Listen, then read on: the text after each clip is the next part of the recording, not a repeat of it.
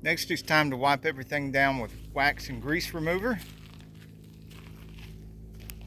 Rustoleum primer.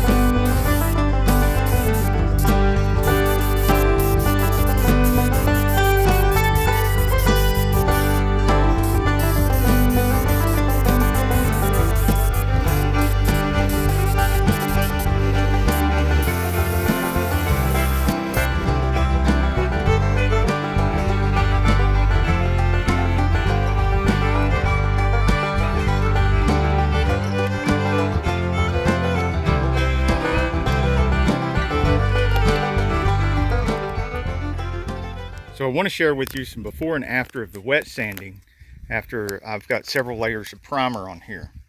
First, I'm using 3M wet dry 400 grit. I've already cut a piece off of this. They start out as full-size sheets. Here's the before side, and it's split down the middle. Here's the after, one round of sanding. And you can see it's half wet because I am wet sanding. And there's, of course, puddles of water here and some of the sanded primer in the puddles, so that will have to be rinsed out before it gets a chance to dry. But I want you to see some of this dry area in the already sanded portions, and I want you to see some of these portions where I had been put the primer on and I haven't sanded yet. And I don't know how well this shows up on the camera, but there are some really rough spots here and there that definitely need to be smoothed out. This whole area right here is rough. There's some little chips of this and that because this wasn't done indoors. This was done outside behind the barn garage. And bugs and stuff got in it. Now I would never do any car paint like this, but it being a tractor deck should be fine. And I'm going to sand all that out. You can see edges where the edges of the paint came here. There was bare metal and there was still some paint there. I've got a sticker taped off here. Another rough area, rough area, rough area. You can kind of see where the paint was taken off down to the metal down here. You can kind of see the outline here and there. You can see where there were scratches here that are filled in with primer, but then all the paint over around them is covered in primer too. That needs to come down. What do you think about that, Shop Cat? Smokey, say hello. She is being antisocial today. All right, so this is all not done, and you can see where there was lots of pits from rust in this area right here. We're not going to worry too much about that because all, like from here over to here, is going to be covered all the way up to mostly here. But this area is going to show a lot. This is going to show, there's going to be a hood over this. So this just needs to be smoothed out enough to where paint will stick to it and everything. But this needs to look good, and this stuff needs to look good. So over here where I've been sanding, you'll see some of the problems that come up while sanding primer. And one, you got to be careful around stickers that you've taped off. Luckily there's more than one layer of tape on this sticker, knocked one layer loose. So need to be more careful around that. I'm starting to get paint to show here where the paint wasn't completely stripped off because it wasn't rusty right here, but it was really rusty down here, and all the paint and rust is gone, and there's kind of an edge right here. So I got the primer pretty thick here. I'm trying to get rid of the primer that's on top of the paint so that it has a more even thickness before I put new paint on it. You can see this pit is a little bit deeper than what I had hoped. And if this was a car finish, that would not be good enough. I would need to fill that in with some body filler. Here's an area that's really smooth and looks great. I mean, this I can quit sanding here at all and just leave that alone. Across here you can see where there was a lot of pits here, and they got filled in with the primer. And then I've cut down with the 400 grit enough of the primer to make this look a lot better.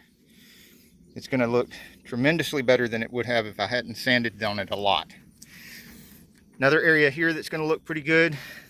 This is going to look pretty good, but if you come down here, you'll see there is a raised spot where something hit from the inside, being pushed by the blade, and made a long external mark. So I'm going to have to either do what I would with a car, automotive, knock this down to where it's a low spot or flat, and then fill in with some body filler, which I'm not going to be doing all that on a mower deck. So what I'll do is, after I get all of this sufficient, you can see how I'm getting this nice and smooth by sanding, but I've still got some pits here. So when I get done sanding around this, I'll shoot just a little bit of primer on top of that to make sure we don't have bare metal when I'm trying to put paint on there.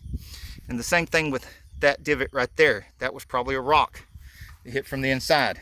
Over here, got another little high spot and another little high spot, probably rocks being thrown around on the inside of the deck. So that's a couple of things you're going to have to look out for.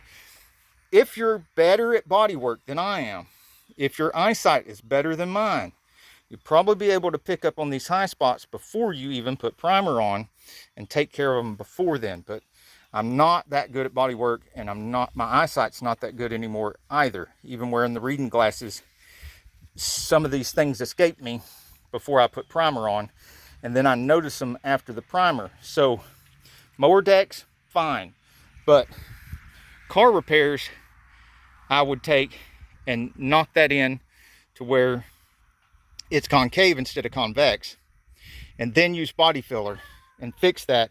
And then I would prime all over again, and then do this process again. And then I'd probably go from 3 or 4 or half a dozen spots like this and this and this to having 1 or 2. And then I would do the whole process over again and fix those. And so I'd have to go through this primer stage 2, 3, 4 times in order to get it right. That's one of the reasons why, if you're a really good professional body guy, and if you're as good at body work as I am at building transmissions and engines and stuff like that, you would probably do this in one shot and take 1 hour that takes me anywhere from 5 to 10 hours worth of body work to do. But if you're a DIYer, this is probably where you're going to start. You're probably going to start doing it the way I'm doing here, where you do the best you can, then you have to do another round the best you can, and another round the best you can, and just have to put in 5-10 times as much hours as a professional body guy would do, because that's the stage at where we're at. We're at the amateur DIY stage with this kind of stuff. Or if you're one of those guys that was really lucky and you're just born with the talent, which I wasn't, I've had to develop the skills in just about everything that I do. But I just don't give up. I just keep at it, and I listen to other people that are good at it. I read books, and I get better. So I hope this helps you. And on to the next video, which will appear in the corner, which will be the next stage of development here. Or the other thing that will appear in the corner will be the playlist on the zero-turn mower repairs. And as always, links to everything I use in the description below. If you have a problem with the links, please let me know in the comments, and I will fix the link. If you can find a better or cheaper or whatever, for whatever reason you think I should change the link, let me know in the comments below to what you think I should change. I will consider it, because I want this to be not only a library of knowledge of how to do things, but where to get the stuff to do it with. The best stuff at the best prices. Hey, if you like this video, we got a whole lot more. we've got tool reviews, we've got repair videos, we've got show car videos, hot rods, mod rods, you name it. If it's got wheels on it and an engine, it's probably on this channel. So subscribe, like, and binge watch Saneauto. Do not attempt anything you see or hear in this video. Serious injury or death may occur. Saneauto and or Victor Sane cannot guarantee against improper use or unauthorized modifications of this information. Saneauto and or Victor Sane assumes no liability for property damage or injury incurred as a result of any of the information contained in this video. Use this information at your own risk. Saneauto recommends safe practices when working on vehicles and or with tools seen or implied in this video. No information contained in this video shall create any express or implied warranty or guarantee of any particular result. Any injury, damage, or loss that may result from improper use of these tools, equipment, or from the information contained in this video is the sole responsibility of the user, not Saneauto or Victor Sane. In layman's terms, please don't do anything you see me do in my videos. You end up bruising weak just like me.